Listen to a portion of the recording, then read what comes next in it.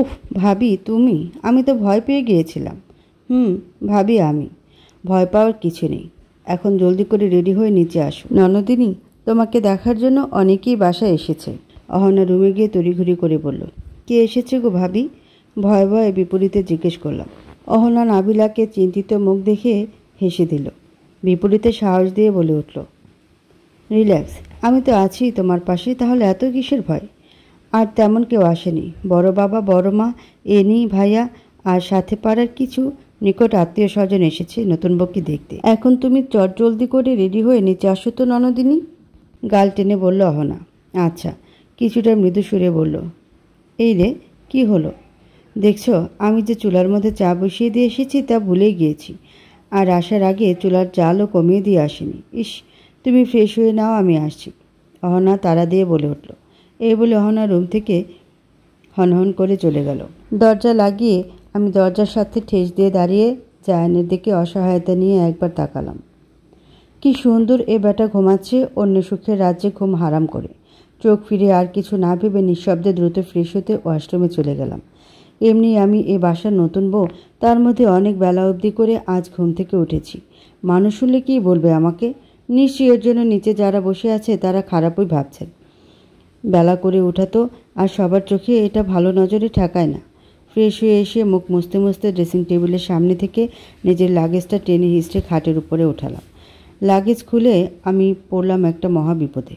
শাড়ি পরবো না সালোয়ার, কী পরলে এখন এই সময় ভালো হবে, এই ভেবেই দাঁড়িয়ে দাঁড়িয়ে দাঁত দ্বারা ডান হাতের নখ খেতে খেতে ইতস্তত করতে লাগলাম। ঘাড় কাত করে ঘড়ির দিকে তাকিয়ে দেখি 9:30 বাজছে। আরে আল্লাহ, এখন আমি কি করব? সময় তো খুব দ্রুত চলে যাচ্ছে। শাড়ি তো আমি ঠিক করে আম্মু ছাড়া পরতেও পারি না। আর নতুন বউ প্রথম দিনে সালোয়ার পরলে যদি কেউ কিছু বলে, ভাবিও তো আর আসছে না আমাকে ডাকতে যে আমি তাকে জিজ্ঞেস করব। উফো, কি এক ঝামেলা। আর 7-5 না ভেবে লাল কালারের একটা কামিজ চট করে লাগেজ থেকে হাতে তুলে নিয়ে ওয়াশরুমে দ্রুত পায়ে অগ্রসর হলাম। যে যাই ভাবুক তাতে আমার কিছু করার নেই, পরেরটা পরে দেখা যাবে। আপাতত এটা পরে নিচে যেতে পারলেই চলে। সালোয়ার পরে ড্রেসিং টেবিলের সামনে গিয়ে দাঁড়ালাম। চুলগুলো আস্তে মোটামুটি সেট করে নিলাম।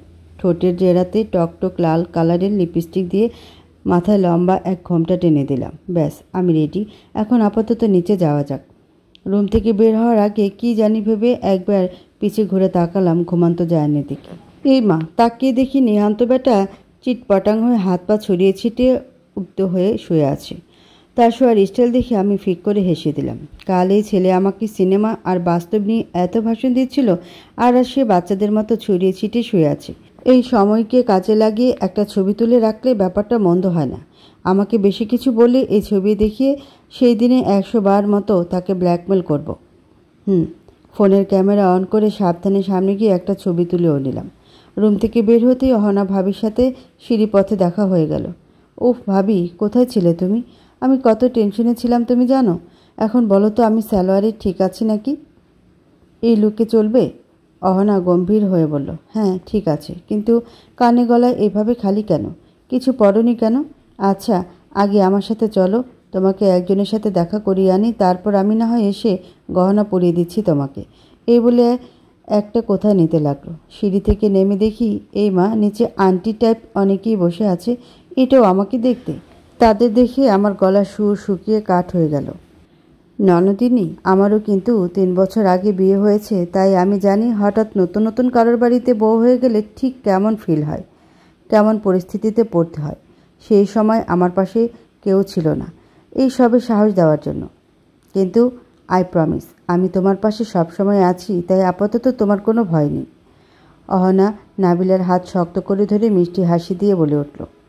বিপরীতে নাবিলা অহনাকে শক্ত করে জড়িয়ে ধরে বলে উঠল, থ্যাংক ইউ ভাবি, তুমি না থাকলে আসলে আমি কিভাবে যে এসব একা হ্যান্ডেল করতাম আমি নিজেও জানি না।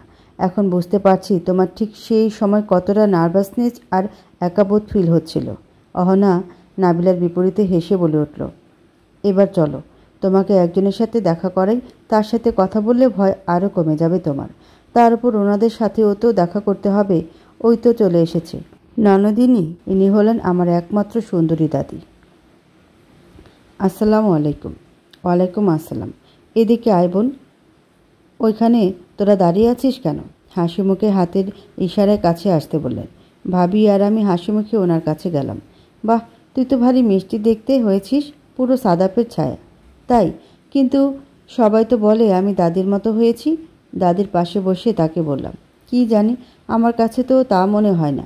আমার কাছে তো বরং সাদাফুই লাগছে। সেই চোখ, সেই চাওয়া। হয়তো আমি তোর দাদিকে দেখিনি, তাই আমারও তো তাই মনে হয়। দাদি, আমি আব্বুর মতোই হয়েছি। অনেকক্ষণ নাবিলার দিকে নিখুঁতভাবে দাদি তাকিয়ে অহনাকে উদ্দেশ্য করে বলে উঠলেন, আমার গম্ভীর নাতিটার সাথে ভালো মানিয়েছে, তাই না রে অহনা? ঠিক বলেছ দাদি। দেখতে হবে না কার ননদিনী আর ভাই, তাই তো দুজনকে একসাথে বেশ মানিয়েছে। তো ওর সাথে সংসার করতে পারবি তো? আমি জানি হঠাৎ করে এইসব মেনে নেওয়াটা তোর পক্ষে এখন অনেকটা অস্বস্তিকর বোধ হবে। তা হওয়ারই কথা। বিয়ে হওয়ার কথা ছিল নয়নের সাথে, আর হয়েছে জায়ানের সাথে। মেনে না নেওয়াটাই কি অস্বাভাবিক না? আমি দাদির বিপরীতে এখন কি বলবো বুঝে উঠতে পারছি না, তাই চুপ করে মাথা নিচু করে ফেললাম। আমাকে চুপ থাকতে দেখে দাদি আমার হাতের উপর নিজের হাত রেখে আবারও বলে উঠলেন, ভয় হচ্ছে তাই না রে? আসলে ভয় হওয়ারই কথা। জায়ানটা যে রাগী বদমেজাজি, যে কেউ ওকে ভয় পায়। কিন্তু আসল কথা কি জানিস, ওর মনটা অনেক ভালো, অনেক ফ্রেশ। যাকে একবার মন থেকে ভালোবেসে ফেলে তার খুশির জন্য সব কিছুই করতে পারে। নারিকেল যেমন বাহির থেকে কঠোর কিন্তু ভিতর থেকে কামলতা নরম, জায়ানও ঠিক সেই রকম। ওহ, কিছুটা চাপা স্বভাবের, সহজে নিজের কথা কিছুতে প্রকাশ করতে চায় না। নিজের কথা নিজের মধ্যেই সীমাবদ্ধ রাখে, বাইরে প্রকাশ করে না। তাই ওকে তোর কাছে হয়তো শক্ত মনের মানুষ মনে হবে, কিন্তু ও এমন না। আমি জানি তুই ওকে একদিন ঠিক বুঝে উঠতে পারবি। কি পারবি তো? আমি দাদির কথায় লাজুকতায় হালকা হেসে বলে উঠলাম, বৌমা যখন বেঁচে ছিল তখন সংসারটা এক চাঞ্চলতা প্রাণ ছিল, যে প্রাণে সব কিছু আনন্দময়ীভাবে গোছানো ছিল। মেয়েটা চলে যাওয়ার পর সংসারে আর আগের মতো সে প্রাণ উল্লাস নেই। থাকবে কি করে? নিজের সাথে করে যে সে প্রাণ নিয়ে গেছে। কিন্তু এখন এই সংসারটা তোর। তোকে এই সংসার থেকে সংসার করতে হবে, সবার খেয়াল রাখতে হবে। আমার রক্তটা দাদু ভাইয়ের সকল দায়িত্ব নিতে হবে, সবসময় তার বিপদ আপদে ছায়া হয়ে পাশে থাকতে হবে। এই অগোছালো সংসারটা সবসময় অনেক সুন্দর করে গুছিয়ে রাখতে হবে। এই বুড়িটার সাথে প্রতিদিন এসে গল্প করতে হবে। একা হাতে সবাইকে সামলাতে হবে। পারবি তো? আগে বলে নিলাম, মেয়ে দায়িত্ব কিন্তু তোমার অনেক। পারবি তো তা করতে? ইনশাল্লাহ পারবো। দাদির সঙ্গে এমন আরও টুকটাক কথা হলো, কিন্তু বেশিরভাগ কথাই ছিল জায়ানকে ঘিরে। জায়ান ছোটোবেলায় কেমন ছিল, এখন কেমন, এমন নানান কথা। দাদির সাথে কথা বলে এখন মনটা অনেক হালকা হয়ে আসলো। দাদিটা আসলে অনেক ভালো, তার মধ্যে এখনও কিশোরীকালের সেই চাঞ্চলতা চমক কিছুটা আছে। তাই তো জায়ানকে কীভাবে টাইট দিয়ে রাখবো তাও আমাকে শেখাচ্ছে। এমন দাদি শাশুড়ি পাওয়া আসলেই মহা মুশকিল, কিন্তু আমি ভাগ্য করে একটা পেয়ে গেছি। প্রথম দিনেই আমি তার সাথে অনেকটা ফ্রি হয়ে গিয়েছি। যাক, কাউকে তো পাওয়া গেল নিজের মতো। এখন আমাকে ভার্সিটিতে কিছু বললেই ডাইরেক্ট দাদির কাছে বিচার দেব। এখন আর নো ছাড়াছাড়ি। কিছুক্ষণ আগে সে ভয় আর করছে না। দাদির সাথে কথা বলাকালীন রুমে কিছু আন্টি টাইপ আত্মীয় স্বজনের সাথে দেখা হয়ে গেল। দাদির রুমেই আমার দেখাদেখি পর্ব শেষ হলো। মৃদু হালকা বাতাসে জানালার কলাপাতা রঙের পর্দাটা থেমে থেমে উঠছে। বাতাসের সাথে তাল মিলিয়ে সে যেন আজ মনে আনন্দ উল্লাসে উঠছে। তার সাথে পর্দার ফাঁকে ফাঁকে এক চিলতে করা মিষ্টি রোদ রুমে প্রবেশ করে জানান দিচ্ছে, বেলা অনেক হয়ে গিয়েছে। এখন আর সকাল নেই। সকাল ঘনিয়ে তো দুপুর হতে চলল। খাটের উপর রোদের তাপ চোখে মুখে আসতে পড়তে কপাল কুচিয়ে আরো মোড়া করতে করতে বিরক্তি নিয়ে জায়ান চোখ জোড়া খুলল। ডিপ ডিপ ভাবে তাকিয়ে এক হাত বাড়িয়ে বালিশের নিচ থেকে অলস ভঙ্গিতে ফোন বের করে সময় দেখে নিল। আপাতত 12:30 বাজে। ফোন অফ করে বালিশের নিচে আবারও রেখে দিল। সাইড থেকে কাঁথা টেনে পুনরায় মাথা ঢেকে চোখ বুঝতে নিতে কি জানি ভেবে মাথা থেকে কাঁথাটা চট করে নামিয়ে ফেলল। শোয়া থেকে উঠে বসে রুমের আশেপাশে চোখ বুলাতে লাগলো, কিন্তু অশান্ত চোখ আপাতত আশেপাশে কারো উপস্থিতি টের পেল না। কিন্তু খাটের উপর নজর পড়ল একটা লাগেজের দিকে। কিছুক্ষণ সেই দিকে তাকিয়ে খাট থেকে নেমে ওয়াশরুমে চলে গেল ফ্রেশ হতে। রান্নাঘরে অসহায়ভাবে এক কোণায় দাঁড়িয়ে আছে নাবিলা। এ বাসায় নিয়মকানুন কি, নতুন বউকে প্রথম দিন সবার জন্য দুপুরে রান্না করতে হয়। তার পাশে দাঁড়িয়ে আছে অহনা আর বড়মা। নাবিলাকে কিছুটা ইতস্তত করতে দেখে বড়মা বলে উঠলেন, তুমি পারবে তো? না পারলে আমাদের বলতে পারো, সমস্যা নেই। আমি আর রহনা মিলে না হয় আজকের রান্নাটা সব করে নিচ্ছি। আমি পারবো, সমস্যা নেই, হাসি মুখে বিপরীতে বলে উঠল নাবিলা। কারো কিন্তু হেল্প নেওয়া যাবে না, বুঝে বলছো তো? একা হাতে পারবে গোটা 15 থেকে 20 জনের খাবার রান্না করতে? সমস্যা নেই বড় মা, আমি পারবো। ভাবি আর আপনি নিশ্চিন্তে থাকতে পারেন। বলে তো ফেললো, এখন নিজে চিন্তায় আছে সে কি আসলে পারবে তো? রান্না সে মোটামুটি জানে, কিন্তু কখনো এতগুলো মানুষের রান্না একসাথে করেনি, তাই কিছুটা ভয় পাচ্ছে। ঠিক আছে, তাহলে আমি আর রহনা আপাতত বাইরের দিকটা সামলাচ্ছি, তুমি এদিকটা সামলিয়ে নিও। কোনো সমস্যা হলে আমাদের ডাক দিও। দীর্ঘশ্বাস নিয়ে বিপরীতে বললেন, আচ্ছা। সিঁড়ি দিয়ে নেমে আশেপাশে চোখ বোলাতে বোলাতে ড্রয়িং টেবিলের সামনে আসলো জায়ান। কি ভাইয়া, এতক্ষণও তুমি উঠলা? এনি জায়ানের কাজিন বলে উঠলেন। পাশে থেকে এনি অভিযোগ সুরে বলে উঠল, ওই একটু দেরি হয়ে গেল আর কি, মাথাটা প্রচণ্ড ধরেছে, রাত্রেতেও ভালো করে ঘুম হয়নি। বসো, তোমাকে আমি নাস্তা দিই। নাস্তার পর না হয় তোমার জন্য গরম গরম কফি বানিয়ে নিয়ে আসছি। নাস্তার টেবিলে বসতে বসতে আপু কইরে এনি দেখছে না যে দাদির রুমে হয়তো গেস্টদের সাথে কথা বলছে। ও, সবাই খেয়েছে? তুমি বাদে আপাতত সবাই খেয়েছে। ও, তা তোদের নতুন ভাবিকে দেখছি না যে? ইতস্তত হয়ে বলে উঠল জায়ান। কেন, খুব চোখে হারাচ্ছিস বুঝি? পিঠের মধ্যে দুম করে এক কিল বসিয়ে দিয়ে বলে উঠল আবরার। মারলি কেন? ভ্যাবাচাকা খেয়ে বলল, আমাকে রেখে এইভাবে চুপচাপ বিয়ে করলি কেন? বড় ভাই যে এখনও বিয়ে করেনি সে খেয়াল কি আছে তোর? আমার কথা ভেবেও তো একটু ওয়েট করতে পারতি, শালা খবিস। পাশে চেয়ার টেনে বসে বলল, তাহলে কি তোকে কোলে করে নিয়ে করব শালা? আমার যে নিজের বিয়ে ছিল আমি নিজেই তো জানতাম না। তোরে আর আগে থেকে কি কমো? ভাগ্যিস তুই কিছু জানতিস না, তাই তো ঘুম থেকে উঠে বউকে একদিন পার না হতে হতেই ভারী চোখে হারাচ্ছিস। চোখ টিপ দিয়ে বলে উঠল, হোয়াট রাবিশ! আমি এই জায়ান কি না কে কালকের বাইরের সে মেয়েকে চোখে হারাচ্ছে? How funny! জোকসটা ভালোই ছিল। বুঝছি সেনি, ছোটবেলায় আম্মু খাওয়াইছে সুজি, আমরা এখন সবই বুঝি। তাই তো। জায়ান আবরারের দিকে তাকিয়ে বলে উঠল, বাইরের মেয়ে কি? ভাইয়া ভুলে যেও না, ও তোমার বউ আর আমাদের একমাত্র ভাবি, তাই বুঝে শুনে কথা বলো, আমাদের সামনে বলে দিলাম। সবই বুঝলাম। তা উনি কই, যার জন্য এত কিছু? রান্নাঘরে। এই সময় রান্নাঘরে ও কি করে? এনির বিপরীতে জায়ান খাওয়া বন্ধ করে ভ্রু কাত করে বলে উঠল। হঠাৎ বাইরে শো শো করে তুমুল বাতাস বইছে, আকাশ ভার হয়ে গরম গরম আওয়াজ তুলছে। সে আওয়াজে পাখিগুলো উড়ে উড়ে নিজ বাসার উদ্দেশ্যে গন্তব্য পথে ছুটছে। শুভ্র মেঘগুলো ছোটাছুটি করে গম্ভীর হয়ে ধীরে ধীরে কালো রূপে পরিণত হচ্ছে। রান্নাঘরের জানালাগুলো বাতাসের ধাক্কায় একে ওপরের সাথে লেগে শব্দ করে নড়েচড়ে বন্ধ হয়ে আসছে, আবার নিজ গতিতে হালকা খুলছে।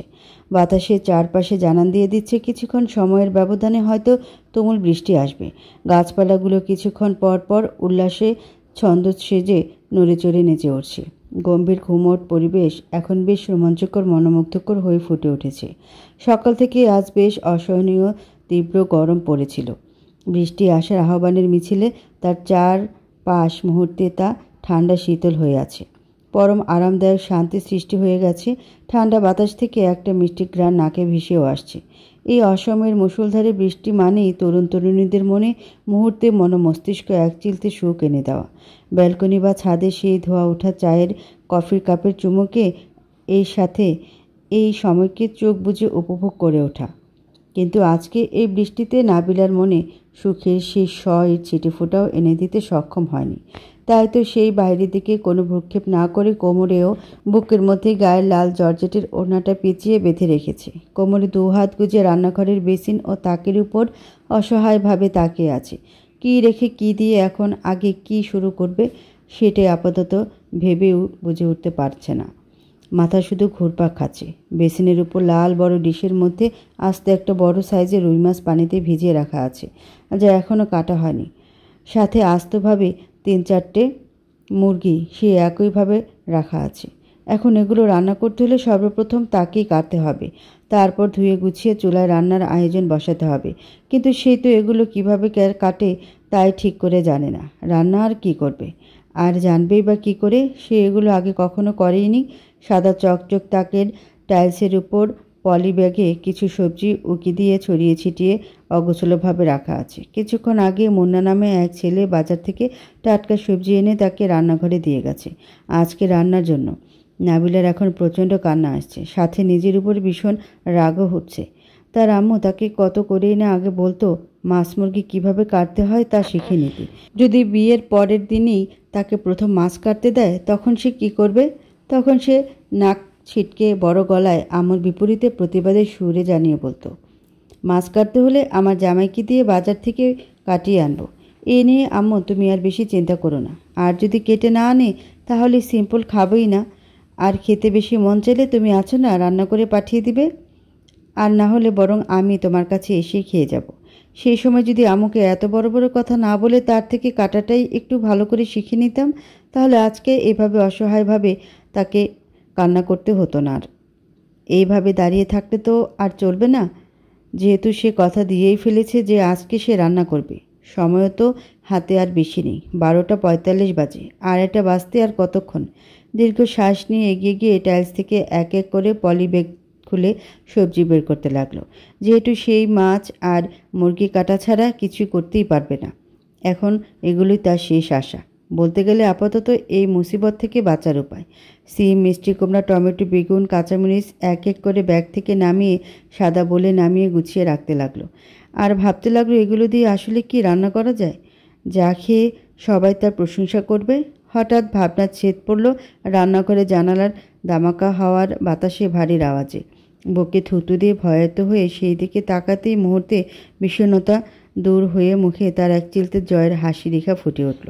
হাতে পত্রিকা নিয়ে খুব মনোযোগ সহকারে হলরুমের সোফায় বসে পড়ছে জায়ান। এর আগে তার এইভাবে অসময়ে কখনো পত্রিকা পড়া হয়ে ওঠেনি। আজ এই প্রথম এত আগ্রহ নিয়ে খুঁটিয়ে খুঁটিয়ে এই নিয়ে 3বারের মতো একই পত্রিকা পুনরায় চোখ বোলাচ্ছে।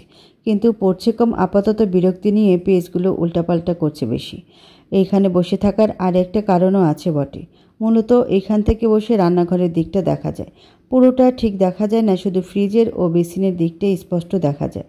ওইখানে দাঁড়িয়ে কেউ কাজ করলে এইখান থেকে বসে অনায়াসে সব দেখা যাবে। মুখ থেকে কিছুক্ষণ পর পর পত্রিকা ফাঁকে ভ্রুকুচকে রান্নাঘরে সেই দিকে দৃষ্টি নিক্ষেপ করে তাকাচ্ছে। কিন্তু এতে ফলাফল স্বরূপ তাকে পেতে হচ্ছে প্রতিবারের মতো শূন্য। কিছুই দেখে বুঝে উঠতে আর পারছে না আসলে হচ্ছেটা কি। তার এবার ভীষণ বিরক্তি লাগছে। কিন্তু এই বিরক্তিটা লাগছে আসলে কার উপরে? নিজের উপরে না অন্য কারো উপরে? এটাও তার জানা নেই। কী রে, এখানে বসে কি করছিস? জুমার নামাজ পড়তে যাবি না? পাশ থেকে আবরার ফোন চাপতে চাপতে তাড়া দিয়ে বলে উঠল, যাব। তাহলে কয়টা বাজে দেখেছিস? শাওয়ার নিয়েছিস? আমার কথা তো চিন্তা না করে নিজের কথা ভাব। তুই নিয়েছিস? তোর তো আবার মেয়েদের মতো 1 ঘন্টা সময় লাগে। ওই খচ্চর, কোন দিন আমার 1 ঘন্টা সময় লাগছে? তোর মাথা কি ঠিক আছে ভাই? কারে কি বলছিস? দেখে বলছিস তো? আর এত অগ্নিময় হয়ে কথা বলছিস কেন? এই ব্যাপার কি বলতো? ব্যাপার তোর মাথা গবেট। কাউকে কিছু বলছি না তো কি বলছি? মূর্তির মতো সংসেজে এইভাবে দাঁড়িয়ে আছিস কেন? 10 মিনিটের মতো সময় দিলাম তোকে, যা রেডি হয়ে আয়। 10 মিনিট থেকে একটু এদিক সেদিক হলেই খবর আছে তোর। হাত থেকে এবার পত্রিকা নামিয়ে রাগে হনহন করে নিজের রুমে অগ্রসর করল। আবরা তার কথা শুনে পুরো ভ্যাবাচাকা খেয়ে গেল। সে তো রেডি হয়ে দাঁড়িয়েই আছে ভাই, তাহলে আবার কি রেডি হবে? 1 ঘন্টার মধ্যে আমার অ্যামাজনের অভিযান মিশন রান্নাবান্না শেষ হয়ে গেল। চুলা বন্ধ করে সব খাবার ভালো করে ঢেকে রেখে তারপর রান্নাঘর গুছিয়ে রাখলাম। বুক ফুলিয়ে এবার রান্নাঘর থেকে রুমে আসলাম। হাতে আরও আধা ঘন্টার মতো আপাতত আমার সময় এখনও বাকি আছে।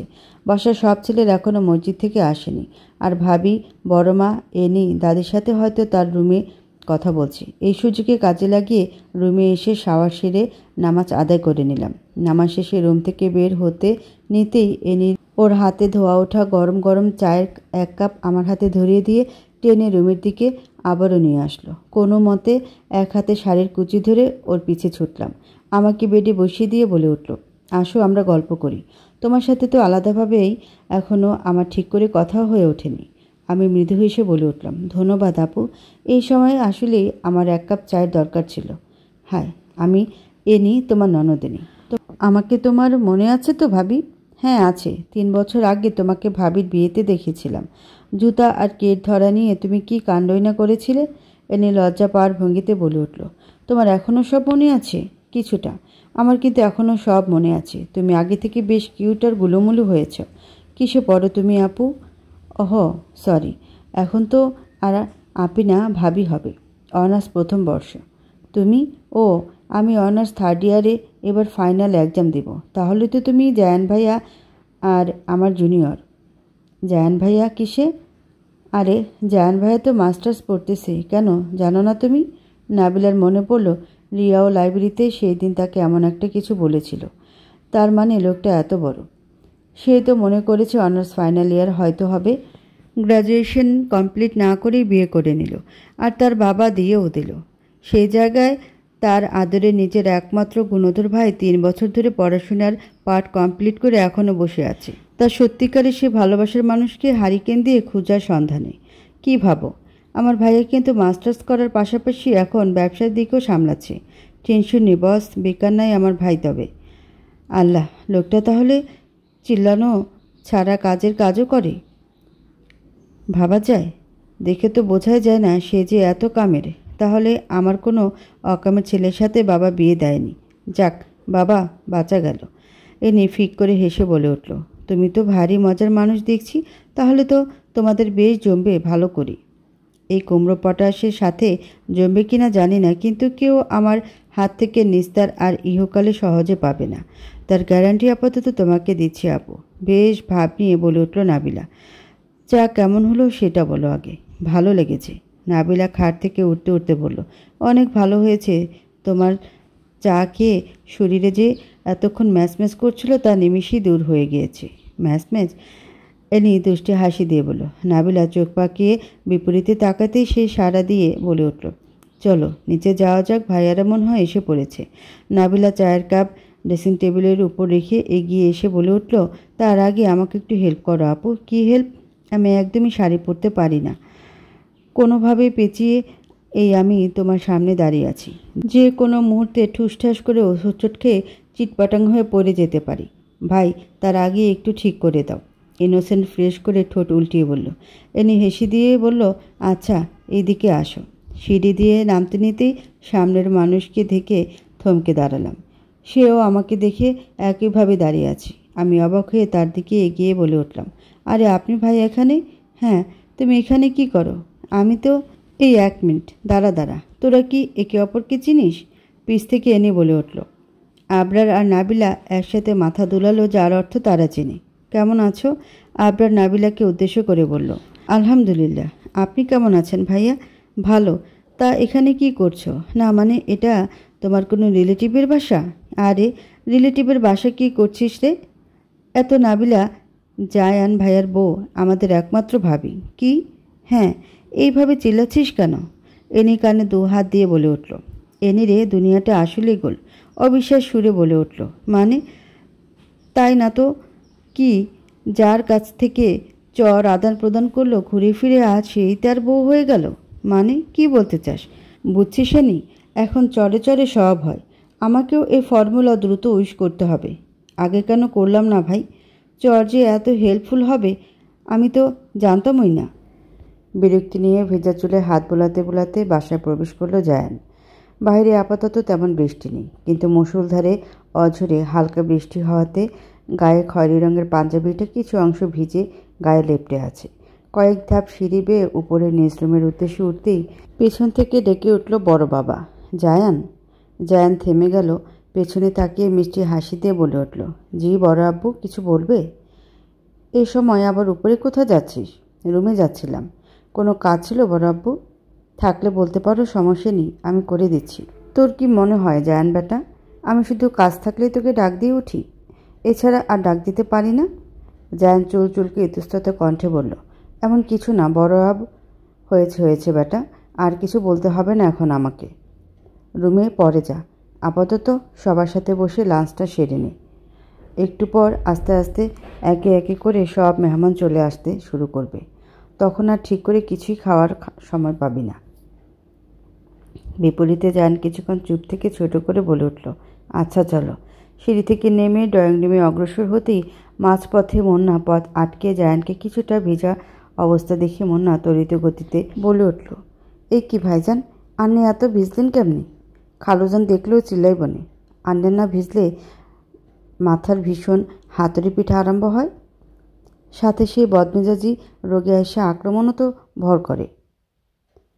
ওই কি জানি নাম কয় এটারে ইংলিশে? সস না সস ইনসে হয় মনে পড়ছে। সস না সন্স টয়সের আছে। হয় এটাই। অবশেষে উচ্চারণ করে বলতে পেরে মন্না দাঁত কিলে হেসে উঠল। গবেট, ওটা সনটয়েসের না, সাইনোসাইটিস হবে। তো ইংলিশকে পুরো দমে ইহকালে ইংলিশ করেই ছেড়ে দম ছাড়বি। আপাতত তুই এক কাজ কর, আমার রুমে গিয়ে আমার টাওয়ালটা বারান্দা থেকে নিয়ে আয়। জায়ানের বলতে দেরি, মন্নার আর যেতে দেরি নেই। বড় আব্বু ডাইনিং থেকে ডাক দিতেই জায়ান আর সেখানে না দাঁড়িয়ে দ্রুত পথে ডাইনিং টেবিলে এসে আবরারের পাশে চেয়ার টেনে বসে পড়ল। কী রে, এতক্ষণ কোথায় ছিলিস তুই? আর এত ভিজলি কীভাবে? তোর কাছে না ছাতা ছিল তাহলে? ফিসফিস করে আবরার বলে উঠল। আর বলিস না, আসার সময় রাস্তায় হঠাৎ স্যারের সাথে দেখা হয়ে গেল। স্যারের কাছে কোনো ছাতা ছিল না, তাই আমারটা আসার সময় তাকে দিয়ে দিয়েছি। মসজিদ তো বাসা থেকে অত দূরেও না, শুধু 5 মিনিটের দূরের পথ, তাই আমার আসতে তেমন সমস্যাও হয়নি। জায়ান বিপরীতে শান্ত কণ্ঠে বলল। ও, তা কোন স্যারের সাথে তোর আবার দেখা হলো? ফারুক স্যারের সাথে। তা মনে আছে তোর স্যারের কথা? বুড়ো নাচিয়ে জিজ্ঞেস করলো। আর মনে করিস না ওই খাটাসকে।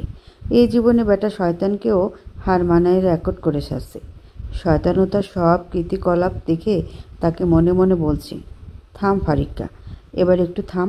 আর কত আমাকে হার মানাবি? জায়ান হেসে দিল আবরারের কথায়। আর যাই হোক, স্কুল জীবনে আবরারকে তো আর কম কান ধরিয়ে ক্লাসে বাইরে দাঁড় করিয়ে রাখেনি ফারুক স্যার। তুই হাসিস কেন শালা? কই হাসলাম গবেট? ওহো, আমি তো ভুলেই গেছি, তুমি তো আমার কষ্টে হাসবাই। তুমি না হাসলে কে হাসবে আমার উপর? আর তুমি যে ফারিক্কার চোখে 1 নাম্বার ভালো ছাত্র ছিলা, যে পড়া ছাড়া পুরো ক্লাসরুমে আঁকা মাথায় কিছুই বুঝতে চাইতো না, আর ফারিক্কাও তোর এছাড়া কিছুই বুঝতো না। শুধু তোর জন্য আমাকে এই ফারুক স্যার থেকে স্কুলে কম কথাও শুনতে হয়নি। তোরা দুইটাই এক ক্ষেতের তেরামোলা ছিলিস। What do you mean by তেরামোলা? তার জানার জন্য তুই 2 দিন অপেক্ষা কর বালক। কেন? 2 দিন পর তোর নিজের বউ তোকে ভালো করে ব্যাখ্যা দিয়ে বুঝিয়ে দিবে তুই যে কত বড় একটা তেরামাল। জায়ান আবরারের অদ্ভুত কথায় প্রথম ভ্রু কুঁচকাল। পর মুহূর্তে মস্তিষ্কে বউ কথাটা নাড়া দিতেই সে কিছু বলতে নিতেও থেমে গেল। কয়েক সেকেন্ডে দ্রুত পলক ফেলে মাথা তুলে তাকালো। এতক্ষণ তার আশেপাশে কথা তেমন খেয়ালই ছিল না। মাথা তুলে সামনে তাকাতেই সে কিছুটা মুহূর্তে থমকে গেল। বুকে ডিপ ডিপ হাতুড়ি জোরে ধূপ করে উঠল। মুখ অটোমেটিকলি তার হা হয়ে গেল। চোখগুলো বড় করে তাকিয়ে কয়েক সেকেন্ডের জন্য সাথে সাথে আবারও বুকে হাত দিয়ে চোখ বুজে নিল। দম যেমন তার আপাতত আটকে আছে। টেবিলের ওই পাশে তার ঠিক মুখোমুখি সামনে দাঁড়ানো রমণীর দিকে। রমণী না, বউ। হ্যাঁ, বউ তো হবে। এটাও তার একমাত্র বিয়ে করা বউ। আর কী বা হবে তার? কথাগুলো কয়েকবার মনে আয়ত্তে ভেবে পুনরায় তাকালো তার সামনে দাঁড়ানো সে মেয়েটির দিকে। পরনে তার বাঙালি স্টাইলে শাড়ি, মাথায় ঘোমটা দেওয়া। এই ঘোমটায় তার সৌন্দর্য যেন তার চোখে আরও 1000 গুণ বাড়িয়ে তুলেছে। হাত দিয়ে যখন লাজুকতায় হেসে ঠোঁট নাড়িয়ে কথা বলতে বলতে মাথা ঘোমটা টেনে বারবার ঠিক করছে, তখন হাতের মোটা স্বর্ণের চুড়িগুলো নৃত্য সেজে হাত ওঠা নামার সময় কেমন চকচক করে উঠছে। লালচে কোকড়া চুলগুলো এলোমেলো আধো খোপা করা, যা ঘোমটা ভেদ করে তার নজর এড়াচ্ছে না। সব থেকে অদ্ভুত ব্যাপার হলো, এত ঠান্ডা পরিবেশ ও মেয়েটার কপালে নাকে কিছুটা বিন্দু বিন্দু শিশুর মুক্ত দানার মতো কয়েক ফোঁটা ঘাম জমে আছে। ফোলা ফোলা টস গালগুলো আপাতত লাল বর্ণ রূপ ধারণ করেছে। কানে একজোড়া ছোট্ট স্বর্ণের দুল। চেহারা আপাতত সাজ বলতে শুধু গাঢ় লাল টুকটুকে লিপস্টিক দেওয়া। নাকে ছোট ডায়মন্ডের নাকফুল, যা এর আগে তার চোখেও পড়েনি। কালো তো তার নাকে কোনো ফুল ছিল না, তাহলে আজ হঠাৎ জায়ান খেল করলো। ড্রয়িং রুমে জানালার কাচ ভেদ করে বাইরে থেকে এক চিলতে মৃদু হালকা আলো এসে নোজপিনটার উপরে পড়তেই কিছুক্ষণ পরপর ফর্সা চেহারায় কেমন চিকচিক করে চিলিক দিয়ে উঠছে। এই দৃশ্যটা দেখতে তার কাছে কি অপরূপ না সুন্দর লাগছে। আচ্ছা, বিয়ে হলে কি সব মেয়েদের একদিনের ব্যবধানে এতটা ভিন্ন দেখায়? তখন কি তাদের ঠিক এতটাই মুগ্ধতা দেখায়? না, শুধু তার বউকে আজ তার কাছে এত বেশি লাগছে। আচ্ছা, মেয়েটার এত রূপ কেন? এই রূপের যেন আদৌ দেখা তার শেষ নেই। প্রতিনিয়ত এক এক রূপের সাথে সে পরিচয় হচ্ছে, কখনো প্রতিবাদ রূপে, রাগিত রূপে, কখনো হাসি মুখে, আবার কখনো লাজুকতায়। যে রূপে সে প্রতিনিয়ত ধীরে ধীরে ঘায়েল হচ্ছে। হঠাৎ জায়ান খেয়াল করল আনএক্সপেক্টলি তাদের ড্রেসের রং কিছুটা না অনেকটাই হুবহু মিলে গেছে। কয়েক সেকেন্ড কুঞ্চিত ভ্রু আরও খাত করে খুঁটিয়ে খুঁটিয়ে দেখে অস্পষ্ট সুরে বলে উঠল, লাল না, লালও না, খয়েরি না, খয়েরিও হবে না। সে যে পাঞ্জাবি পরেছে তার জানার মতে এটার কালারকে খয়েরি বলে, কিন্তু নাবিলা শাড়ির কালারটা নাম ঠিক কি তার জানা নেই। জায়ান কিছুক্ষণ ভেবে অতি প্রিয় জেনে কিন্তু আপাতত এই মুহূর্তে বড্ড অজানা নামহীন কালারের নাম আবিষ্কার করে উঠল কলিজা কালার। হ্যাঁ, কলিজা কালার, কারণ এই কালারে পরিহিত রমণীকে দেখিয়ে মুহূর্তে তার কলিজা কেঁপে উঠেছে। এই কালার দ্বিতীয়বার কিছুতেই আর এই মেয়েকে পরতে দেওয়া যাবে না। দেওয়া যাবে না মানে দেওয়া যাবে না, ব্যাস। আর শাড়ি পরে তো বাইরে কোথাও যেতে দেবে না। শাড়ি পরতে মন চাইলে পরবে, সমস্যা নেই তার, কিন্তু বাসায়। শাড়িতে মেয়েটাকে তার অনেক ভাল লাগে। প্রথমবার যখন ভার্সিটিতে দেখিয়েছিল তখনই সে থমকে গিয়েছিল। না চাইতেও বারবার অবাধ্য চোখ তার দিকে তাকাচ্ছিল। শুধুই যে ভাল লাগে বললে তা ভুল হবে। শাড়িতে এই মেয়েকে মারাত্মক সুন্দর লাগে। জায়ান চোখ বুজে তৃপ্তি নিয়ে হেসে উঠল। দিন দিন সে এই মেয়ের একরাশ মুগ্ধতার ভিড়ে কেমন হারিয়ে যাচ্ছে। এই হারাতে তার যেন এখন আর কোনো দ্বিধাই নেই। তা ভাবি, আমাদের আজ কি খাওয়াবে? অহনার কথা জায়ানের হুঁশ আসলো। সে নিজেকে স্বাভাবিক করে আগের ন্যায় গম্ভীর হয়ে বসল। তোমার ফেভারিট খাবার এখন গেস করো, তা কী হতে পারে? সিরিয়াসলি, তুমি মজা করছো না তো আবার? একদমই না, আমি কোনো মজা করছি না ভাবিজি। বিরিয়ানি? না। কিছুটা কাছে যেতে পেরেছ, আর একটু গেস করো। তাহলে নিশ্চয়ই তেহেরি হবে, এনে বলল। না। তাহলে কী বা হতে পারে? অহনা বলল। তা একটু ভাবো। ওয়েট, আমি বলতেছি কি রান্না করেছো। আমার সিক্স সেন্স বলছে ভাবি নিশ্চয়ই আমাদের জন্য কাচ্চি রান্না করেছে, তাই না ভাবি? আমি ঠিক বলেছি তো? আবরার বলল। আমি অতি দুঃখিত ভাইয়া, আপনারটাও হয়নি। তো সিক্স সেন্স সব সময় এত কাচ্চি বলে কেন? টেবিলের উপর যেহেতু এতগুলো লেবুর পিসেস, আমের আচার আর আলু ভাজা রাখা আছে, সেহেতু কাচ্চি বিরিয়ানি তেহেরি রিলেটেড কিছুই রান্না হয়নি, বরং খিচুড়ি টাইপ কিছু রান্না হয়েছে, সেহেতু তাতে আচার লেবু যায়। জায়ান বলল। কারেক্ট, একদমই ঠিক ধরেছেন।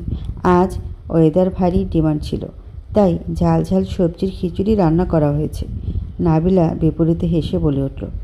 জায়ান ব্যাপারটাকে খেয়ে গেল। সে তো এমনিই বলেছিল, তা যে সত্যি হবে তার জানা ছিল না।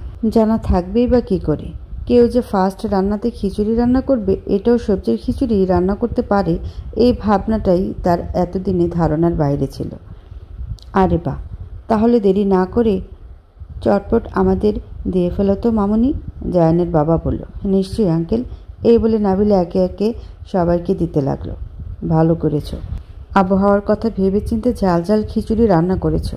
আজ অন্য কিছু রান্না করলে বেসামাল মনে হতো। খিচুড়ি খেতে যতটা ভালো লাগছে অন্য কিছু রান্না করলে তেমন আর ভালো লাগতো না। আর খিচুড়ি শুধু অহনার না, আমার মার, আসিফ, এনিরও খুব পছন্দের, বড় আব্বু খেতে খেতে বললেন। নাবিলা এই কথা শুনে ক্লান্ত নিঃশ্বাস ত্যাগ করলো। যাক বাবা, তার অ্যামাজনের অভিযান তাহলে ব্যর্থ হয়নি, উল্টো সার্থকতা পেয়েছে। এই যাত্রায় সে সেরকমভাবে বেঁচে গেছে। মেহমানরা এসে গিয়েছে, সারা বাড়িতে হৈ হৈ রব। সবাই নতুন বউ দেখায় ব্যস্ত। কেউ কেউ নাবিলার সাথে সেলফি তুলতে মত্ত হয়ে আছে। এত অচেনা মানুষের মধ্যে নাবিলা রোবটের মতো বসে আছে সবার মাঝখানে। হাসি না পেলেও সবার সামনে মুখটাকে বেশ হাসি হাসি ভাব করে রেখেছে। জায়ানেরও একই অবস্থা। ভিড়ভাট্টা কোলাহল কোনো কালই তার ভালো লাগে না। দম যেন এইসবে তার বন্ধ হয়ে আসে। আপাতত সে না চাইতেও আব্বু আর বড় আব্বুর জন্য বাধ্য হয়ে দাঁড়িয়ে আছে সবার মাঝে। তাকে দেখে মনে হচ্ছে মুখে সুজনের কৃত্রিম হাসি দিয়ে আছে। এত বিরক্তির মাঝে তার নজর ঠিক সামনে বসা মেয়ের দিকে, যাকে ঘিরে বসে আছে একগুচ্ছ সমাবেশ। এত বিরক্তির মাঝেও তার মুখে ফুটে উঠল মুহূর্তে এক চিলতে হাসি। মেয়েটাকে শাড়িতে আজ ঠিক পুতুল পুতুল লাগছে। মিস চ্যাবার চ্যাপ এখন পপকর্নের ন্যায় মতো মুখ ফুলিয়ে বসে আছে। না পারছে লড়তে, না পারছে কিছু বলতে, আর না সইতে। হা করে। এখন উচিত শিক্ষা হয়েছে মেয়ের। জায়ান দাঁড়িয়ে দাঁড়িয়ে ওর কাণ্ড দেখে মিটিমিটি করে হাসছে, কিন্তু তার হাসিতে ব্যাঘাত ঘটালো আবরার। চল। জায়ান ঘাড় কাত করে বিরক্তি নিয়ে আবরারকে উদ্দেশ্যে কাট সরে বলল, আমাকে শান্তিতে থাকতে দেখতে কি তোর একটুও ভাল লাগে না? না, একদমই ভাল লাগে না। এখন চল তো। গবেট, কোথায় যাব আগে তা বল। কোথায় আবার? ছাদে। মাথা খারাপ তোর? এই সময় ছাদে কেন? দক্ষে যাব? তোর যাইতে মন চাইলে তুই যা, আমি যাব না। এমনি বৃষ্টি হওয়ার ফলে পুরো ছাদ এখন পানি দিয়ে ভিজে পিছলা হয়ে আছে। ছাদে গিয়ে এই পিছলে চিটপাটাং হয়ে কোমর ভাঙা কোনো ইচ্ছে নেই আমার। তো আমি কি তোকে নিয়ে ছাদে অলিম্পিক রেস খেলাবো যে ভিজা বলে খেলতে পারবি না? এত কথা না বলে চল তো। আবরার, বলি কি, না গেলে হয় না ভাই? একদমই হয় না। কাজ আছে বলে যাচ্ছি, কোনো অকাজে তো আর যাচ্ছি না। কী কাজ? জায়ান সন্দিহান নজরে জিজ্ঞেস করলো। তা গেলেই বুঝবি।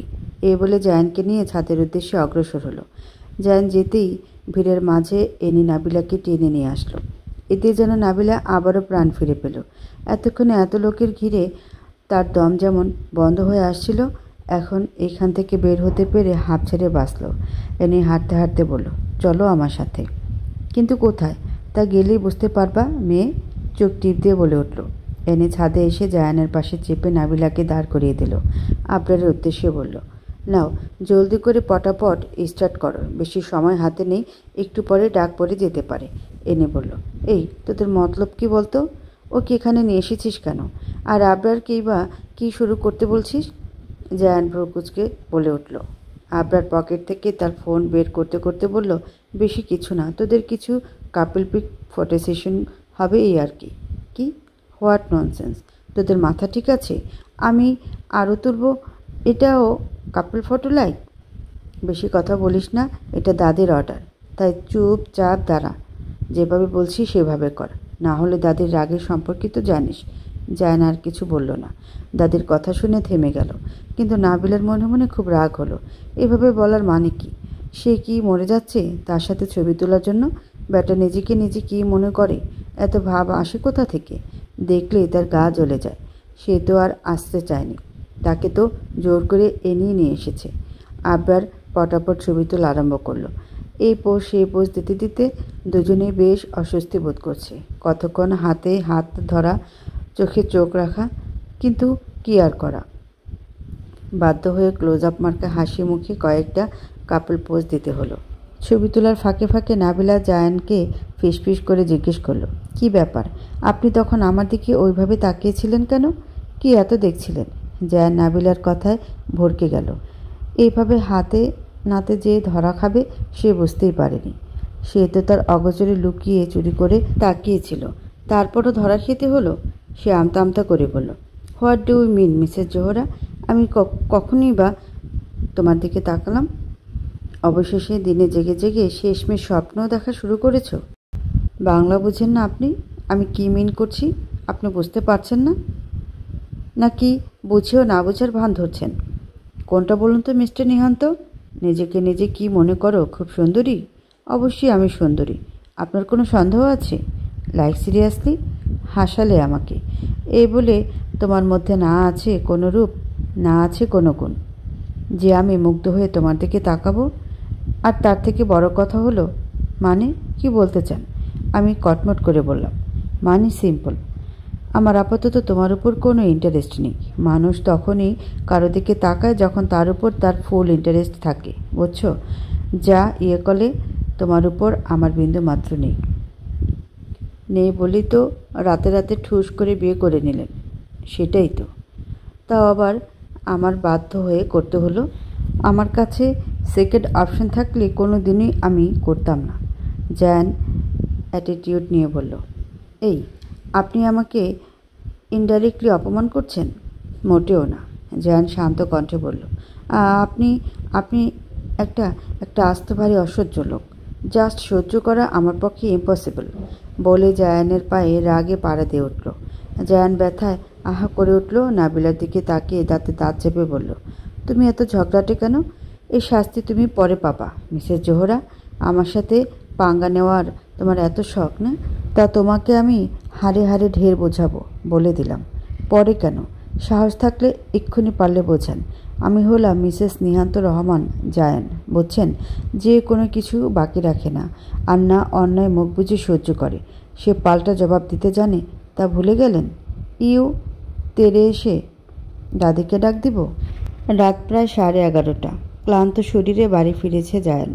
গায়ের পাঞ্জাবি অনেকটাই ঘামে লেপ্টে আছে শরীরের সাথে, চুলগুলো এলোমেলো। বিকেলে একটা জরুরি মিটিংয়ে অফিসের উদ্দেশ্যে ছুটেছিল সে। দুপুরের পর আর কিছু খাওয়ার সুযোগ হয়ে ওঠেনি তার। আপাতত ক্ষুধায় পেট চোচো করছে। কলিং বেল 2বার চাপ দিতেই ঘুমো ঘুমো চোখে হেলে দুলে এসে দরজা খুলে দিল মুন্না। বাসার হই হট্টগোল পরিবেশ এখন নিঃশব্দ পরিণত। ঘরে ঢুকতে ঢুকতে আশেপাশে তাকিয়ে এসে বলল, সবাই কই রে? এত চুপচাপ যে পরিবেশ, সবাই কি ঘুমিয়ে গেছে রে? ভাইজান, হকলে আজ তাড়াতাড়ি ঘুমায় গেছে। আন্নে আইতে এত দেরি করলেন যে? কাজের চাপ বেশি ছিল রে, বসে থাকলে তো আর আমার চলবে না। মাথাটা প্রচণ্ড ধরেছে, শরীরটাও খুব ক্লান্ত লাগছে। মনোরে, আমায় 1 কাপ কফি করে দিতে পারবি ভাই? মোনা দাঁত কেলে বিপরীতে মাথা দুলালো, যার অর্থ সে পারবে। জায়ান ছোট্ট নিঃশ্বাস ত্যাগ করে পাঞ্জাবি হাতে দুটো বাস করতে করতে সোফায় গিয়ে চোখ বন্ধ করে গায়ে এলিয়ে দিল আর হাত দিয়ে মাথা টিপতে লাগলো। মাথাটা প্রচণ্ড জ্বালা করছে। আপাতত তাকে কফি খেয়ে এই জ্বালা থেকে রেহাই পেতে হবে, তারপর ফ্রেশ হয়ে না হয় পেটের জ্বালা মেটানো যাবে। মিনিট 10 পর মোনা রান্নাঘর থেকে এসে তাকে ডাক দিল। মোনার ডাকে সে নড়েচড়ে উঠে দাঁড়ালো। মোনার হাত থেকে কফির মগ নিতে নিতে বলল, রুমে গিয়ে ঘুমিয়ে পড়। মোনা, অনেক রাত হয়েছে। রাত জেগে জেগে বেশি টিভি দেখিস না, শরীর খারাপ করবে। আরেক পর্ব বাকি আছে এই নাটকটার, তারপর এটা শেষ করেই অহনে ঘুমায়া যাম। আন্নে খাইবেন না ভাইজান? আন্নের জন্য আমি খাবার গরম করে দিই। অহন আফামনি কইছে আন্নে আইলে খাবার দিতে। আমার খেতে আরও দেরি আছে, তুই টিভি অফ করে ঘুমিয়ে পড়। মনু, সকালে উঠে তারপর না হয় দেখিস তোর এসব সিরিয়াল। সিঁড়ি দিয়ে উঠতে উঠতে বলল জায়ান। রুমের দরজা ঠেলে প্রবেশ করে জায়ান। রুমে আপাতত চারদিক অন্ধকারময়, কিন্তু বারান্দা থাই বেদ করে পর্দার ফাঁকে ফাঁকে রাস্তার ল্যাম্পপোস্টের হালকা মৃদু আলোয় রুমে এসে কিছুটা আলোকিত হয়ে আছে। জুতো জোড়া কোনো রকমে খুলে সিঙ্গেল সোফায় হাত পা ছড়িয়ে গায়ে লিয়ে দিল। পাঞ্জাবির বোতাম খুলে চোখ বন্ধ করে কিছু সময় ক্লান্তির শরীরটা নিয়ে সেইভাবেই পড়ে রইল। চোখগুলোতে ঘুমাচ্ছন্ন ভাব আসতেই কিছু সময়ের জন্য অসচেতনভাবে ঘুমিয়েও গেল। হঠাৎ ঘড়ির ঢং ঢং আওয়াজ হতেই সচকিত দৃষ্টিতে চোখ মেলল সে। ঘুমের রেশ ভাবটা এখনও কেটে ওঠেনি। অনেক সময় সোফায় গুটিয়ে বসে থাকার জন্য হাত পা অবশ হয়ে আছে, কোমরও ব্যথা অনুভব হচ্ছে। বিরক্তি নিয়ে উঠে দাঁড়াতেই, বিছানায় চোখ পড়তেই হাত পায়ের আড়ষ্ট অবশ ভাবটা কেটে গেল মুহূর্তেই। তার বিছানার ডান দিকের কোণ ঘেঁষে গুটিয়ে ঘুমিয়ে আছে তার বউ। এমনভাবে শুয়েছে এই বুঝি পড়ে যাবে। উঠে তার দিকে যায় জায়ান, ঠোঁটের করে মৃদু প্রশান্তির হাসি টেনে বিছানার মাঝখানে শুয়ে দেয় সে। গায়ে গলা অবধি কাঁথা টেনে ঠিক করে দেয়। অপলকহীনভাবে কিছু সময় তাকিয়ে থাকে, কপালে হালকাভাবে তার ওষ্ঠদয় স্পর্শ ছুঁয়ে দেয়। বুকে এক হাত গুজি বিড়বিড় করে বলে ওঠে, এই অধমকে আর কতভাবে মুগ্ধ করবে? এ মুগ্ধতার দেখা কি কোনো শেষ নেই? আমি যে পাগল হয়ে যাব প্রেয়সী, তোমার মুগ্ধতার ভিড়ে দেখতে দেখতে।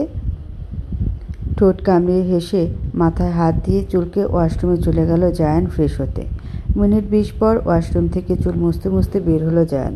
চুল মুছতে মুছতে এগিয়ে এসে নাবিলার এক হাত ধরে টেনে ওকে তুলে ফেলল। নাবিলা চোখ টলতে টলতে বলল, আম্মু প্লিজ, আর একটু ঘুমাবো। এই বলে নুয়ে পড়তে আবারও হাতে টান পড়ায় ঘুমের রেশ কিছুটা কেটে গেল। চোখ কুঁচলে ফ্যালফ্যাল চোখে জায়ানের দিকে তাকালো। কিছু সময় চুপ থেকে বলে উঠল, কি সমস্যা আপনার? এভাবে টানাটানি কেন করছেন? কেন আবার? বউ হও না তুমি আমার? জায়ান গম্ভীর হয়ে বলে উঠল। মাঝরাতে মশকরা করছেন? শান্ত কণ্ঠে জিজ্ঞেস করলো। মশকরা কেন করতে যাব আজিব?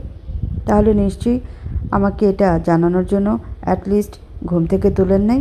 জায়ান মাথা দোলালো, যার অর্থ হ্যাঁ, সে এটা বলার জন্যই তাকে তুলেছে।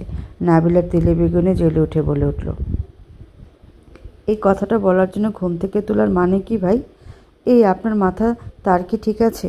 একটা ঘুমন্ত মানুষকে তুলে বলছেন বউ হও না তুমি আমার? এটা আবার কেমন কথা রে ভাই? হ্যাঁ হই আমি আপনার বউ। তো উঠে দাঁড়িয়ে কোমরে 2 হাত রেখে বলল, তো আবার কি? কয়টা বাজে? একবারের জন্য ঘড়ি দেখছো? ভারী অদ্ভুত লোক তো আপনি। এসব বলার জন্য আমার শান্তির ঘুম হারাম করে এইভাবেই তুলছেন? এই, আপনি কি আমার সাথে ঠ্যাটামি করছেন? এসব আচরণ কিন্তু আপনার আমার সাথে একদমই যায় না। যায় না মানে কিছুতেই যায় না। আপনি ঠিক আছেন তো? ভুলে উল্টাপাল্টা কিছু খেয়ে আসেননি তো আবার? দ্বিগুণ রেগে বলল, আপাতত ঠান্ডা করার মতো আমার কোনো মুড নেই। বউ হও তুমি আমার, এখন ফটাফট কর্তব্য পালন করো। তো মাঝরাতে এসে এত বউ বউ করছেন কেন? আর কিসের কর্তব্য? নাবিলা উল্টা হয়ে খাটের দিকে যেতে যেতে বলল, রাত 2টোর বেশি বাজছে, ডিনার করিনি আমি। সে খেয়াল নিশ্চয়ই আছে তোমার। যাও, খাবার নিয়ে আসো আমার জন্য। একজন বউয়ের কর্তব্য স্বামী সেবা করা, আর তুমি তাকে না খাইয়ে রেখে পড়ে পড়ে ঘুমাচ্ছ। হাদিসে কি বলা আছে তুমি জানো? একজন নাবিলার হাত ধরে টেনে আবারও বলে উঠল, আপনি আমাকে মাঝরাতে এসে হাদিস শোনাচ্ছেন? আমি এখন হাদিস বলা শুরু করলে তখন আপনি কই যাবেন? আমি মোটেও হাদিস শোনাচ্ছি না। আপাতত নিজে গিয়ে আমাকে খাবার দাও, ক্ষুধায় পেট চোচো করছে। নাবিলা আর কিছু না বলে চুলগুলো গুছিয়ে আধো খোপা করে গায়ের ওড়না ঠিক করে জড়িয়ে নিয়ে রান্নাঘরের দিকে গেল। জায়ানও তার পিছু পিছু গেল। প্লেটে ভাত নিতে নিতে বলল, মুগ ডালের মুড়ি ঘন্টা খান? না, অন্য কিছু দিব। জায়ান তখন সবে মাত্র টেবিলে এসে চেয়ার টেনে বসেছে। নাবিলের কথা শুনে চুপ থেকে সামান্য হেসে বলল, দুপুরের খিচুড়ি আছে? হ্যাঁ আছে। তাহলে ওইটাই দাও, আর কিছু সাথে লাগবে না। আর শোনো, সাথে 2 পিস লেবু দিও। নাবিলা ফ্যাল ফ্যাল করে জায়ানের দিকে একবার তাকালো, তারপর প্লেট থেকে ভাত বলে রেখে দিল। ফ্রিজ থেকে খিচুড়ি বের করে চুলায় গরম করতে বসালো। মুখে ফুটে উঠল তার কুঞ্চিত হাসি। খাবার গরম করে প্লেট নিয়ে জায়ানকে দিয়ে বলল, নিন খান, আমি উপরে গেলাম, আমার ঘুম পেয়েছে। হাদিসে কিন্তু এটাও বলা আছে, স্বামী যখন খাবে তখন তার পাশে স্ত্রী বসে থাকবে, যে পর্যন্ত তার খাওয়া শেষ না হবে। নাবিলা যেতে নিয়েও থেমে গেল জায়ানের কথায়। পিছু ঘুরে কপাল খাত করে সন্ধ্যান সরে বলে উঠল, আজ হঠাৎ এত হাদিস শোনাচ্ছেন যে? আর কিছু পারি ইয়া না পারি, ছোট ছোট হাদিসগুলোতে মেনে চলতে পারি। এতে কিন্তু দুজনেরই সোয়াব হবে, তাই সোয়াব পাও আর আমাকেও পেতে দাও। নাবিলা আর কিছু না বলে জায়ানের পাশে এসে চেয়ার টেনে বসলো আর জায়ানকে তীক্ষ্ণ চাহনিতে পরখ করতে লাগলো। মুখের উপর তরল কিছু এসে পড়তেই হন্তদন্ত হয়ে উঠল জায়ান। বুকে জোরে ধুকপুক করছে। বুকে এক হাত দিয়ে সামনে তাকাতেই তার মেজাজ গেল চটে। তার সামনে কোমরে ওড়না পিছিয়ে রাগিনী রূপ ধারণ করে হাতে পানি ভর্তি মগ নিয়ে তারই নতুন সদ্য বিয়ে করা বউ দাঁড়িয়ে আছে। হোয়াট দ্য হেল, তুমি আমার উপর পানি কোন সাহসে ঢালছ? জায়ান রেগে চিল্লিয়ে বলল, কোন সাহসে মানে? বউ হই আমি আপনার, ভুলে গেলেন? সেই সাহসই দিয়েছি, দরকার পড়লে আবার দিব, 100 বার দিব। কি দিয়ে দেখাবো আপনাকে কিভাবে দিয়েছি? আমাকে অযথা রাগাইতে তোমার ভাল লাগে, তাই না? নাবিলার হাত থেকে পানির মগটা ছো মেরে একটানে নিয়ে নাবিলার মাথায় ঢেলে দিয়ে দাঁতে দাঁত চেপে বলল, সুখে থাকলে তো তোমার আবার ভূতে কেলা। এবার পারলে দাও, আমিও দেখি কিভাবে তুমি দাও। অসভ্য ছেলে, আপনি আমার উপর পানি কোন সুখে ছুড়লেন? কাঁদো কাঁদো হয়ে বলল, বারে অসভ্যতা আগে শুরু করলো কে? সকল দোষ এখন নন্দ দোষ, সাথে অসভ্যতার ট্যাগমা পেয়েও গেলাম আমি। ইস, যাই হোক, তুমি যে সুখ দিয়েছ আমি সেই সুখই দিয়েছি, দাঁত কেলিয়ে বলল জায়ান। তখন থেকে অনেকবার আপনাকে ডাক দিচ্ছি, ওঠেননি, তাই বাধ্য হয়ে পানি দিতে হয়েছে আমায়। রেগে বলল, তাই এত ডাকার কারণ কি? কয়টা বাজে সে খেয়াল নিশ্চয়ই আছে আপনার। এখন উঠুন, ওগো স্বামী উঠুন, উঠে এই অসহায় বালিকাকে একটু ধন্য করুন তো। সূর্য আজ নিজ দিকে উঠেছে তো। শরীর ঠিক আছে তোমার? হ্যাঁ আছে স্বামী, আপনার ভয়ের কিছু নেই। এত স্বামী স্বামী করছে কেন? জায়ান সন্দিহান হয়ে বলল, তাহলে কি ভাই ভাই করবো? এখন জানতো, চটপট ফ্রেশ হয়ে আসুন, তারপর আপনার জন্য আমাকে দ্বিতীয়বারের মতো আবারও ফ্রেশ হতে হবে। আর শুনুন, জায়ান দেয়াল ঘড়ির দিকে একবার ঘাড় কাত করে তাকালো। সবে মাত্র ঘড়িতে 5টা 15 কি 16 বাজছে। এই 7 সকালে তুমি আমার সাথে ঠাট্টা শুরু করেছো? এত সকালে এইভাবে তোলার মানে কি? আগের ন্যায় দ্বিগুণ রেগে কটমট করে কথাটা বলল, এই মা, স্বামী, আমি আপনার সাথে ঠাট্টা তামাশা কেন করতে যাব? আপনার সাথে কি আমার সেই সম্পর্ক আছে বলুন? আপনার সাথে আমার ঠাট্টা করে কি আদৌ মানায়? আর আমার রুচি এত খারাপ না যে আপনার সাথে অ্যাটলিস্ট ঠাট্টা করতে যাব। লাস্ট কথাটা ভ্যাং করে বলল। হোয়াট, কি বললে তুমি? রুচি খারাপ মানে? What do you mean Mrs Zohra? আমি দেখতে কি বেশি খারাপ? তেরে এসে, আরে হুদা এত চিল্লান কিল্লাই, দেখতে খারাপ কে বলল? একবারের জন্য কি আমি তা বলেছি? যদি বলি তাল গাছ বানিয়ে ফেলে নারিকেল গাছ। আগে শুনুন না হয় আমি কি বলছিলাম, তারপর তার মন্তব্য করুন। বিরক্তি সুরে বলল, জি বলুন, আমি সবই শুনছি। আর কী বা বলার বাকি আছে আপনার, বলে ফেলুন। দাঁতে দাঁত চেপে বলল, রাগ দেখাচ্ছেন কেন? হাদিসে কিন্তু এটাও বলা আছে, একজন আদর্শবান স্বামী অযথা তার স্ত্রীর উপর কখনো রেগে কথা বলতে পারে না। মিজানুর রহমান আজহারীর উক্তি কখনো শুনেন নাই? জায়ানের এখন নিজেরই উপরেই রাগ লাগছে। ঘুরে ফিরে হাদিসের উক্তি দিয়ে তাকে শোনাচ্ছে এই মেয়ে।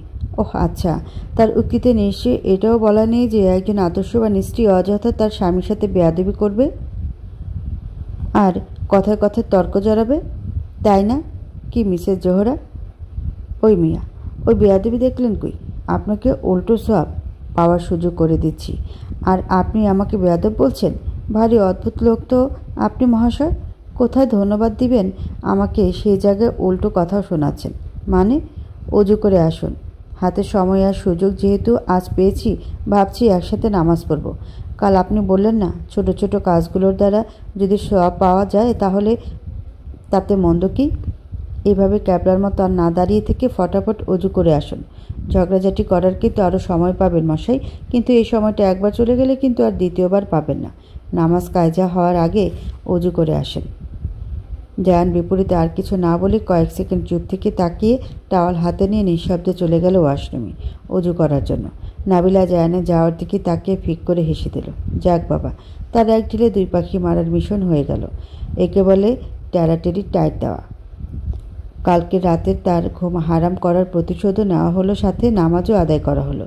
আসলে সে জায়ানকে ডাকই দেয়নি। নামাজ পড়ার জন্য ঘুম থেকে উঠতেই ঘুমন্ত জায়ানকে দেখে তার মস্তিষ্কে এই দুষ্টু বুদ্ধিটা আসলো। ওয়াশরুমের দরজা খোলার আওয়াজে নাবিলা মুখের হাসি হাসি ভাব গম্ভীর করে জায়ানকে পাশ কাটিয়ে সে অজু করতে চলে গেল। এতক্ষণে আকাশের অন্ধকার ভাবটা কেটে এসেছে, চারদিকে আলো ফুটে উঠেছে, চারপাশে ভেসে আছে পাখির কিচিরমিচির শব্দ।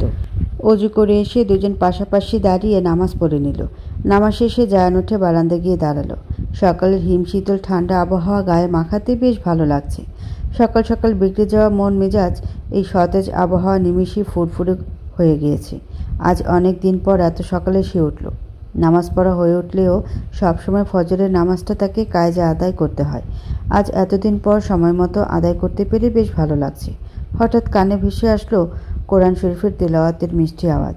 জায়ান ঘুরে বারান্দা থেকে রুমে তাকিয়ে দেখতে পেল নাবিলা কোরআন শরীফ পড়ছে। বগলদারে দুই হাত গুজে চোখ বুজে জায়ান তা শুনতে লাগলো। প্রায় অনেক বছর পর সে আবার এই সুর শুনতে পেল। মা যখন বেঁচে ছিলেন তখন মার পাশে বসে প্রতিদিনই শুনত। মাও আর নেই, আর না এইভাবে আর শোনা হয়েছে। মনে মনে আবারও বলতে লাগলো, প্রতিটা দিনের সূচনাটাই যদি এমন মিষ্টি হয় তাহলে পুরো দিনটাই কেমন হবে। এই মা স্বামী মুখমণ্ডলীকে এমন করে দেখছেন যে চিরতর রসকস করে দিব। জায়নামাজ বাস করতে করতে বলল, হঠাৎ এত খাতিরদারি করছো? শরীর ঠিক আছে তো তোমার? জ্বর আসেনি তো? না, শরীর খারাপ নয়, তবে মনটা কোনো এক অজানা কারণে অনেক ভালো। আচ্ছা, আমি চা করে নিয়ে আসছি, খাবেন? আমি চা খাই না। আগে খেতেন না, কিন্তু এখন থেকে নিয়ম মাফিক করে আমার সাথে রোজ সকালে বিকালে 1 কাপ করে চা খাবেন। চিরতা খেতে খেতে জীবনকে পুরো দমে চিরতা রসকসহীন করে ফেলেছেন। এখন থেকে বেশি বেশি করে যত সম্ভব পারবেন মিষ্টি খাবেন, আর নিজের তিক্ত মুখকে মিষ্টকারকে পরিণত করবেন। বেশি মিষ্টতা কিন্তু আবার স্বাস্থ্যের জন্য হানিকারক। তিক্তই ঠিক আছে। একটা কথা কি জানো তো, নিম যতই তিক্ত হোক তার গুণবত্তা কিন্তু অনেক, তা নিশ্চয় জানো। আপনাকে আমি জিজ্ঞেস করেছি কিছু? যা নিঃশব্দে হাসলে আজকাল মেয়েটা জ্বালাতে তার অন্যরকম ভালো লাগা খুঁজে পায়, যে ভালো লাগাতে সে এক চিলতে সুখ পাখি দেখে। নাবিলার আর কথা না বাড়িয়ে রুম থেকে চলে গেল। ঘড়িতে আপাতত 6:10 বাজে। বাসার সবাই গভীরতম ঘুমে আচ্ছন্ন। নাবিলা সেই সুযোগে ধীরে সুস্থে পা টিপে টিপে রান্নাঘরে আসলো। মেজ খুলে চুলাও জ্বালালো। হাঁড়িতে 3 কাপ পরিমাণ পানি বসিয়ে আবার 2 কাপ কমিয়ে 1 কাপ বসালো। রান্নাঘর থেকে বাগানের দিকটা হাঁটা দিল। বাগান থেকে খুঁজে খুঁজে কিছু কচি কচি পুদিনা পাতা দেখে ছিঁড়ে নিয়ে আসলো। অহনা থেকে সে শুনেছিল তার দাদি পুদিনা পাতার চা খুব পছন্দ করে। তার পছন্দ অনুযায়ী চা করে তাকে আজ খাওয়াবে। রান্নাঘরে এসে আগে দাদির পুদিনা পাতা চা করে নিল, তারপর সেটা কাপে ঢেলে নিয়ে উপরে 1 পিস লেবুর রস মিশিয়ে দিয়ে দিল। তা নিয়ে দাদির রুমে ছুটল। দাদি সবেমাত্র নামাজ শেষ করে জানালার পাশে বসে তবজি পড়ছিলেন। কি করছো? এই তো বসে আছি। ওইখানে দাঁড়িয়ে আছিস কেন? এখানে আয়। দাদির থেকে অনুমতি পেতে নাবিলা হাসিমুখে দাদির কক্ষে প্রবেশ করলো। এই নাও, তোমার জন্য গরম গরম পুদিনা আর লেবুর চা করে নিয়ে আসলাম। এখন খেয়ে বলো তো কেমন হয়েছে? কি করেছি? তুই করেছিস? হ্যাঁ, তাহলে তো টেস্ট করতেই হয়।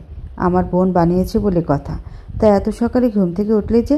এত সকালে তো এ বাসার কাকও তার ঘুম থেকে ওঠে না, সব 9টার পরে ওঠে। আর একটু ঘুমিয়ে নিতি। কলেজ ভার্সিটির জন্য আমার সকাল সকাল ওঠার অভ্যেস আছে, তাই আর ঘুমানোর দরকার নেই। আজ কিন্তু আমি একা উঠিনি, সাথে তোমার নাতিকেও উঠিয়েছি। শিগগিরই জায়ান উঠেছে? ও তো 10টার আগে কখনোই ওঠে না। অবিশ্বাসী সুরে বলল। ওঠে না? এখন থেকে রোজ সকালে উঠবে। তুমি তো আমাকে ফর্মুলা দিয়ে শিখিয়ে দিয়েছো কিভাবে নিজের বাঁকা স্বামীকে টাইট দিয়ে সোজা করতে হয়। সেই ফর্মুলা দিয়ে তোমার টানা বানা তেরা নাতিকে লাইনে আনবো, দেখিও তুমি একদিন। দাদি বিপরীতে হেসে দিলেন। হাতের ইশারায় ড্রেসিং টেবিলে দেখিয়ে বললেন, তা করিস। এখন ওইখানে একটা ছোট বাক্স আছে, একটু নিয়ে আয় তো বোন।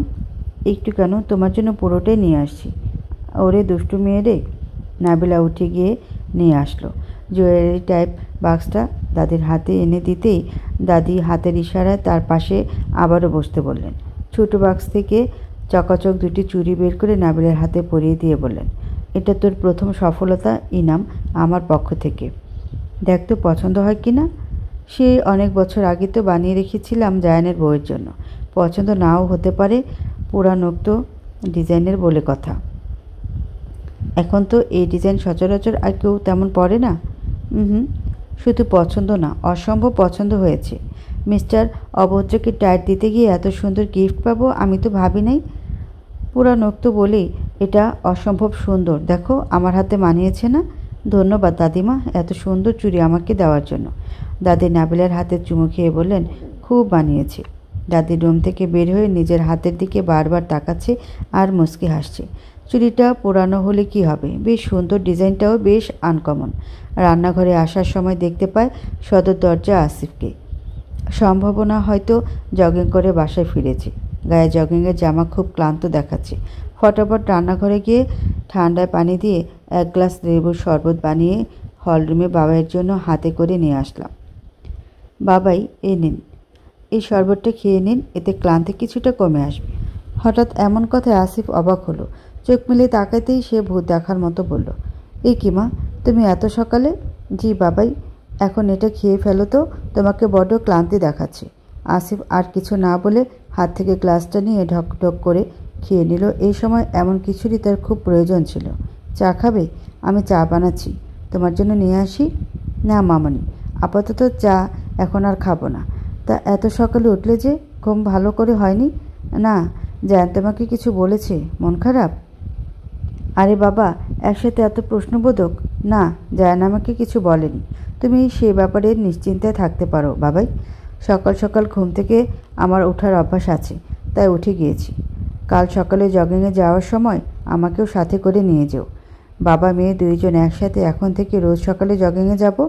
এতে দুইজন ফিটও থাকবো, সকালের ফুরফুর হাওয়াতে মন মেজাজ ঠিকও থাকবে আমাদের। ডিল মঞ্জুর হলে বলো কিন্তু। নিশ্চয়ই।